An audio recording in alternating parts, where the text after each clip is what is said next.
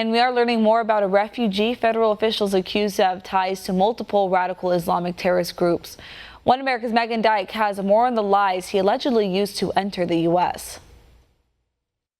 New information paints a better image of how an Iraqi refugee accused of having ISIS ties was able to gain entry into the U.S. Newly unsealed court documents Thursday claim Omar Abdul Sattar Amin lied in immigration interviews and on resettlement applications before being approved for refugee status. The FBI's Joint Terrorism Task Force arrested Amin Wednesday after a years-long investigation into his connections with al-Qaeda and ISIS. The Department of Justice says Amin returned to Iraq 3 weeks after being approved for resettlement in June of 2014 and killed an Iraqi police officer as part of an Islamic State attack. Bill Portanova, a former federal prosecutor, says multiple factors are in play about how this legal battle will proceed in court. Two factors have to be considered: whether or not this is the right person and whether or not there is sufficient evidence to justify sending it over. The murder charge in Iraq is probably a death sentence.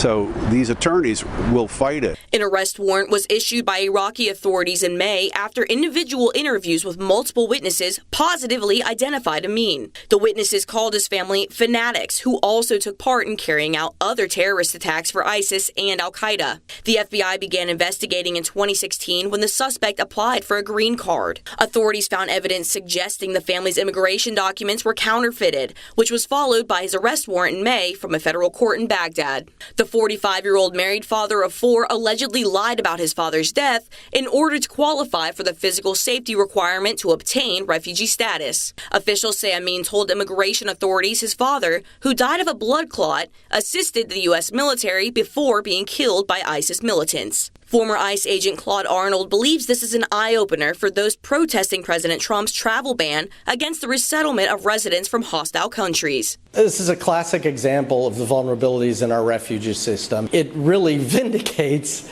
the administration's reasoning behind implementing the travel ban. Amin is scheduled to be extradited back to Iraq following a court appearance Monday.